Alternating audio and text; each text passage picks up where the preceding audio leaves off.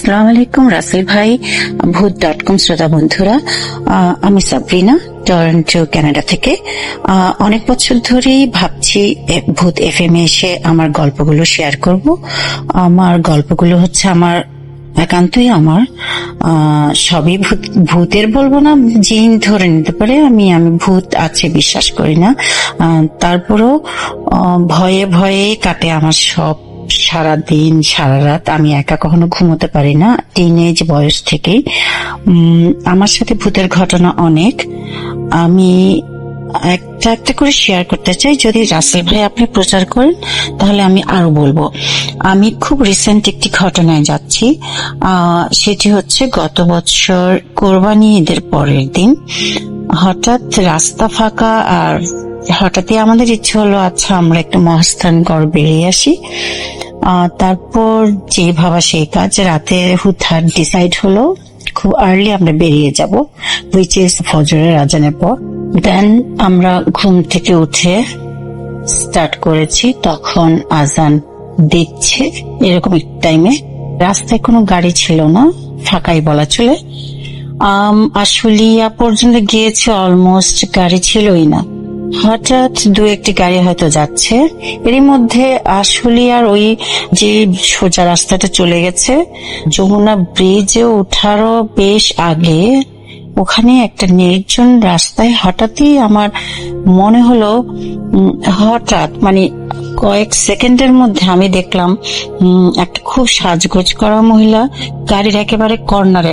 অথচ রাসেল ভাই গাড়ি যখন যে চালাচ্ছে ফাঁকা একটা রাস্তায়, কিন্তু অনেক দূর থেকে দেখা যায় যে গাড়ির সামনে কেউ আসছে বা পাশে কেউ দাঁড়াচ্ছে বা গাড়ির কাছাকাছি কেউ আসছে, সবই দেখা যায়, রাইট? আমরা 5 জন গাড়িতে ছিলাম, আমার হাজবেন্ড, আমার 2 ভাই, ভাইয়ের বউ এবং আমি। যাই হোক, ওরা 4 জন কিছুই দেখেনি। আমার হাজবেন্ড গাড়ি চালাচ্ছিল, পাশে আমার ভাই বসা। আমি দেখেছি গাড়ির কোনার মধ্যে মেয়েটা বাড়ি খেলো। মেয়েটা এত সাজগোজ করা, বেগুনি সুন্দর একটা শাড়ি পরা, চুল ছাড়া, হাতে অনেকগুলো চুড়ি পরা, বেশ সাজ করা, জুয়েলারি পরা। আমি ভাবছি এই সকালবেলা গাড়িতে, আমি এই করে বলতে পারছিলাম না কি হচ্ছে। হঠাৎই আমার ভাই বলল, আল্লাহ, একটা মহিলা তো গাড়ির সাইডে বাড়ি খেলো মনে হয়। গাড়িটা থামালাম, থামিয়ে দেখি বাড়ি তো খায়নি। গাড়ি যেখানে থামিয়েছি হঠাৎ দেখি কি সেই মেয়ে আমাদের দিকে তাকিয়ে তাকিয়ে নেচে নেচে চলে যাচ্ছে পিছনের রাস্তায়, মানে সোজা রাস্তাটা ধরে সে একেবারে রাস্তার মাঝখান ধরে হাঁটছে। সেই বেগুনি শাড়ির আঁচলটা উঠছে, হাত ঘুরিয়ে ঘুরিয়ে নাচছে আর তাকাচ্ছে ঘুরিয়ে ঘুরিয়ে গাড়ির দিকে। যতবার আমরা তাকাই সে তাকায়। এরপরেই হঠাৎই গাড়িতে উঠতে যাব, তখন দেখি যে জায়গাটায় আমাদের গাড়ি দাঁড়ানো সেই জায়গায় ধরেন 6-7 জন লোক, একই রকম কাপড় পরা, একেবারে ধবধবে সাদা, একেবারে মার দেওয়া, মনে হচ্ছে এখনই আয়রন করে নিয়ে এসছে। আর সুন্দর টুপি পরা, বেশ ফর্সা, বেশ লম্বা। চেহারা কেন দেখিনি বা মনে করতে পারছি না, আমি জানি না, চেহারা দেখিনি বা মনে করতে পারছি না। একই জায়গায় দাঁড়িয়ে আছে, তারা কোন দিকে তাকিয়ে আছে বুঝতে পারছি না, তবে তাদের দাঁড়ানো আর ভাবভঙ্গি দেখে মনে হচ্ছে তারা কোনো ফিউনারেলে যাচ্ছে। আমার মনে হয় কারো জানাজা পড়তে যাচ্ছে বা কাউকে কবর দিয়ে ফিরছে, ঠিক জানি না। একই কাপড় পরা সবারই, একই রকমেরই দাঁড়ানো, শুধু কোন দিকে তাকিয়েছে তা তখনও বুঝিনি। আমি এখন যখন ভাবি তখনও জানি না। তো এরপর আমরা বেশ অনেকক্ষণ দাঁড়াতে চাইলাম ওখানে, অনেকক্ষণ চিন্তা করলাম আমরা যাব কিনা রাস্তাটা ধরে। আবার ভাবলাম আচ্ছা না যাক, যা হয়ে গেছে হয়ে গেছে। তারপর তো আর কিছু দেখছি না। তারপর আমরা মহাস্থানগড় দেখে ভালোভাবেই ফিরেছি। বাট ঘটনাটা আমাকে এখনো মাঝে মধ্যে ভাবায় যে কি ছিল, মেয়েটাই বা কে ছিল এত সুন্দর। এখনো আমি চোখ বন্ধ করে এখনই যখন বলছি আপনাকে ঘটনাটা, আমি সেই বেগুনি কালার, সে অদ্ভুত সুন্দর বেগুনি, আর সে এত সুন্দর জুয়েলারি পরা, সে যে মেয়েটা আমি এখনো চোখ বন্ধ করলেই দেখি। তো আজকের মতন এই ছোট গল্পটাই ছিল রাসেল ভাই। আমি পরবর্তীতে আরো গল্প শোনাতে চাই। জিনের গল্প বলবো আমি। ভূত যেহেতু বিশ্বাস করি না, ভূত নেই, কোরআন শরীফে যেহেতু জিন আছে, জিনে বিশ্বাস করি। এই জিন সম্পর্কিত ঘটনা আমার জীবনে প্রচুর ঘটেই চলেছে।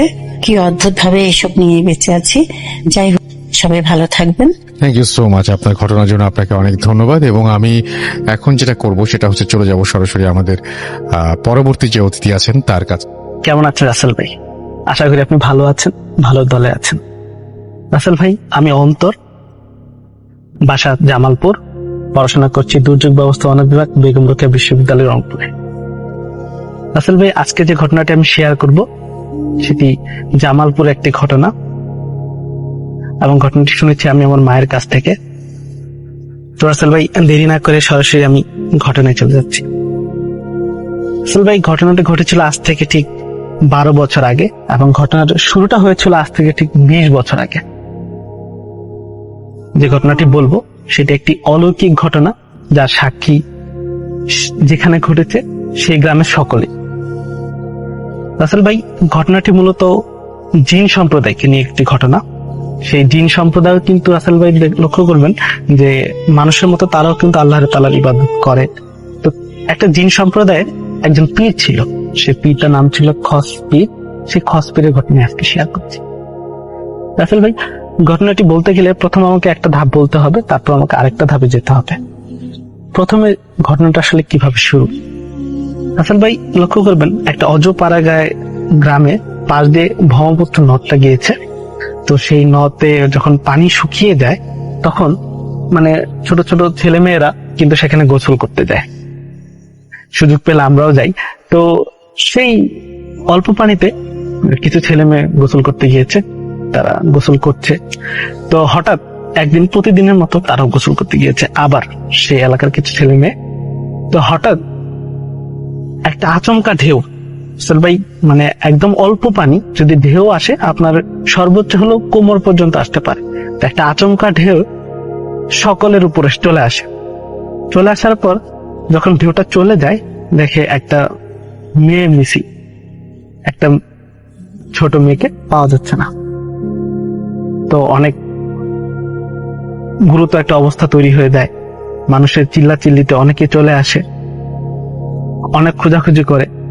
রাসেল ভাই, ডুব দিয়ে খোঁজার মতো কিছু পাওয়া যাচ্ছিল না। তো পাশেই ছিল রাসেল ভাই একটা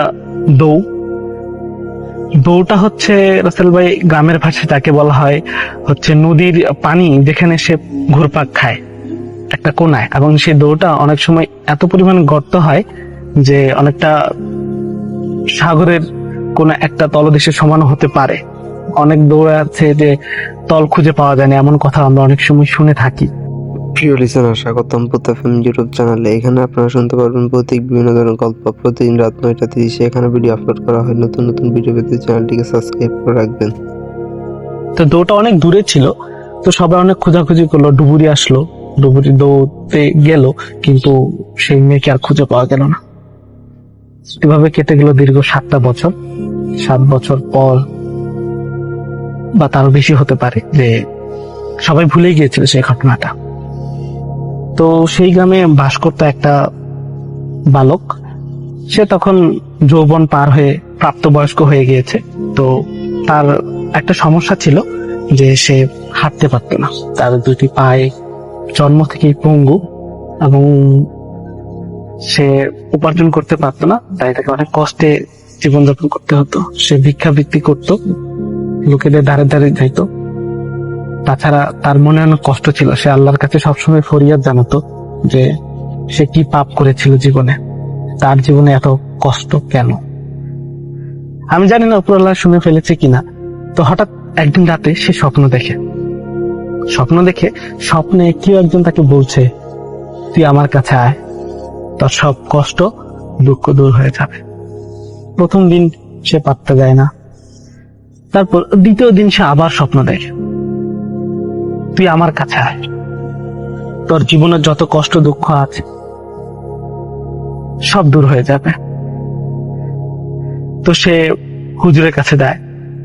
হুজুর বলে, হয়তোবা আপনি খুব বেশি আল্লাহর কাছে ফরিয়াদ জানাচ্ছেন, হয়তোবা আপনার কোন একটা অলৌকিক শক্তি আপনাকে ডাকছে, নয়তোবা আপনি যেটা ভাবছেন সবসময় সেটাই আপনি রাতে স্বপ্ন দেখছেন। তো আরো কিছুদিন চলে যাওয়ার পর হঠাৎ একদিন সে নূরের মতো সুন্দর একটা বৃদ্ধ লোককে দেখতে পায় তার স্বপ্নে। সে বৃদ্ধ লোকটি তাকে বলে, তুই আমার কাছে আয়, তার দুঃখ কষ্ট সব দূর হয়ে যাবে। তো সে মানে তার মনে একটা বিশ্বাস তৈরি হয় হয়তোবা তার দুঃখ কষ্ট একসময় দূর হবে। তো হঠাৎ তিনি আরেকদিন রাতে আবার স্বপ্ন দেখেন। তাকে বলা হয় যে এই দৌড়টার কাছে তুই আয়, এই দৌড়ের কাছে এসে তুই একটা ডুব দিবি, ফজরের নামাজের ঠিক আগ মুহূর্তে তুই একটা ডুব দিবি, ডুব দিলেই তুই আমার কাছে আসতে পারবি, তুই আমার কাছে আয়। তো তার মনে ভয়ও কাজ করে, সেই ঢৌটা খুব খারাপ ছিল, সেখানে কেউ পড়ে গেলে মানে তার বাঁচার সম্ভাবনা খুবই ক্ষীণ। তো আসলে জীবনের প্রতি তার একটা বিতৃষ্ণা চলে আসছিল সেই বালকটার। তো সে সবকিছু ছেড়ে দিয়ে, সে তার জীবনের মায়া ছেড়ে দিয়ে সে একদিন গভীর রাতে উঠে ফজর নামাজের আগ দিয়ে সে দৌড়ের কাছে আসে, এসে দৌড়ে একটা ডুব দেয়। সে ভাবছে সে মারা যাবে, সে ডুব দেওয়ার সাথে সাথে মানে সে আমাদেরকে যেভাবে বলেছিল, আমরা যেভাবে শুনেছি, সে বলল যে সে ডুব দেওয়ার সাথে সাথে সে একটা প্রাসাদের সামনে চলে আসে। এত সুন্দর প্রাসাদ যেটা সে সিনেমাতেও কখনো দেখেনি। সে প্রাসাদের সামনে দাঁড়িয়ে থাকে, সে প্রাসাদের দিকে হেঁটে যায়, সে দরজার কাছে যাওয়ার সাথে সাথে দরজাটা অটোমেটিক্যালি খুলে যায়। এবং আসলে বিশ্বাস করবেন না, এত পরিমাণ সোনাদানায় ভরপুর ছিল প্রাসাদটা যে সে জীবনও কখনো দেখেনি। সে হামাগুড়ি দিয়ে দিয়ে সে প্রাসাদের ভিতরে প্রবেশ করার পর সে একটা ময়দানে চলে আসে। অনেকটা রাজারা, আমরা সিনেমায় দেখেছি যে রাজারা যেভাবে বসে থাকেন, তার মন্ত্রী বর্গ যেভাবে বসে থাকেন, ঠিক সেরকম একটা ময়দানে এসে দেখেন যে সিংহাসনে একটা সেই বৃদ্ধ লোকটা বসে আছে যাকে সে স্বপ্নে দেখেছিল। সে বৃদ্ধ লোকটা তাকে জিজ্ঞেস করে, তোকে আমি অনেকদিন আগে ডেকেছিলাম, তুই এত দেরি করলি কেন? আসল ভাই সে কি বলবে, সে বালকটা কি বলবে, সে হতভম্ব হয়ে যায়, তার মুখে কোনো কথা নেই। সে বললো যে তুই কি চাস আমার কাছে? এই যে সোনাদানা দেখতে পাচ্ছিস, সেই সোনাদানাটা সব তোর, তুই নিয়ে যা যতটুকু পারিস। কিন্তু রাসেল ভাই আসলে মানুষের যদি মানে মন থেকে কোনো আকাঙ্ক্ষা থাকে যে আমার এটা দরকার, তখন লোভ লালসাও কিন্তু তাকে গ্রাস করতে পারে না। সে বালকটিকেও পারেনি। সে বালকটি বলল, না, আপনি আমার পা দুটো ঠিক করে দেন, আমি স্বাভাবিক মানুষের মতো হাঁটতে চাই। তো রাসেল ভাই তো সেই জিনটি বলল যে খসপির যাকে বলা হয়, তো সে খসপির তাকে বলল যে ঠিক আছে, তোর পা দুটো আমি ঠিক করে দিচ্ছি, তোকে আমাকে একটা কথা দিতে হবে। বলে, কি কথা? তোকে আমি স্বাবলম্বী করে দিব, তোকে ধন দৌলত দিব, তোর কথা আমার ভালো লেগেছে, তুই মানুষের কোনো ক্ষতি করতে পারবি না এবং সুস্থ স্বাভাবিক ভাবে ইমানের সহিত তুই চলাফেরা করবি। তো সে রাজি হয়। রাজি হওয়ার পর সে যখন তাকে কিছু ধন দৌলত দেওয়া হবে, তো সে ভিতর থেকে বৌমা বলে ডাক দেয়, বৌমা তাকে কিছু স্বর্ণ মুদ্রা দিয়ে দাও। তো সেই মেয়েটা যখন ভিতর থেকে আসে, আসল ভাই অবাক হয়ে যায় যে সেই মেয়েটা যে নদীর ধারে হারিয়ে গিয়েছিল, যে মেয়েটা, সেই মেয়েটা এসে তাকে স্বর্ণ মুদ্রা দেয় এবং মেয়েটাকে দেখে সে চিনে ফেলে। সে তাকে নাম ধরে ডাকে, মেয়েটা সাড়া দেয়। সাড়া দেওয়ার পর সেই দিনটা বলে যে হ্যাঁ, তুই তাকে চিনতে পেরেছিস, ভালো করেছিস। আসলে ওই মেয়েটাকে আমার ছেলে খুব পছন্দ করেছিল, তাই তাকে আমি নিয়ে চলে এসেছি এবং আমার ছেলের সাথে বিবাহ দিয়েছি। তুই যদি ভালো হয়ে যা, তুই যখন ফিরে যাবি, গিয়ে তার পরিবারকে বলবি যে তার মেয়েটা ভালো আছে। বিশ্বাস করেন রাসেল ভাই, সে যখন মানে হঠাৎ করে দেখে যে সে তাকে বলা হয়তো চোখ বন্ধ কর, সে চোখ বন্ধ করার সাথে সাথে দেখে সে পানির ভিতর এবং সে তাই উপরে চলে এসেছে পানির। সে পানির উপরে আসে। উপরে আসার পর যখন সে উঠার চেষ্টা করে, দেখে তার পা একদম ঠিক। সে বিশ্বাস করতে পারছিল না। সে সেখান থেকে উঠে ভেজা শরীরে সে হেঁটে বাসায় আসে। বাসার সবগুলো লোক দেখে অবাক যে কিভাবে সম্ভব, এবং তার সাথে অনেক স্বর্ণ মুদ্রা। এবং রাসেল ভাই মানে পুরো গ্রামবাসী সবাই চলে যায় তার কাছে যে কিভাবে সম্ভব হলো, তোমার পা কিভাবে ঠিক হলো। তখন সবার কাছে সেই ঘটনাটি শেয়ার করে এবং আজকে সে স্বাবলম্বী, সৎ, তার দিনটা খুব ভালো যাচ্ছে। তো এই ছিল আমার ঘটনা রাসেল ভাই। এই অলৌকিক ঘটনার সাক্ষী আমরা সবাই। আশা করি লিসনারদের ঘটনাটি ভালো লেগেছে। রাসেল ভাই যদি প্রচার করেন ভালো লাগবে। প্রিয় লিসেনার, শেষ পর্যন্ত ভিডিওটি দেখার জন্য আপনাকে ধন্যবাদ। আমরা প্রতিদিন রাত 9:30 এখানে ভিডিও আপলোড করে থাকি। নতুন নতুন ভিডিও পেতে চ্যানেলটিকে সাবস্ক্রাইব করে রাখবেন। দেখা হবে অন্য কোনো দিন অন্য কোনো ভৌতিক ভিডিও নিয়ে। আর আপনাদের জীবনে ঘটে যাওয়া কোনো কাহিনী যদি শেয়ার করতে চান তাহলে আমাদের হোয়াটসঅ্যাপে যোগাযোগ করতে পারেন।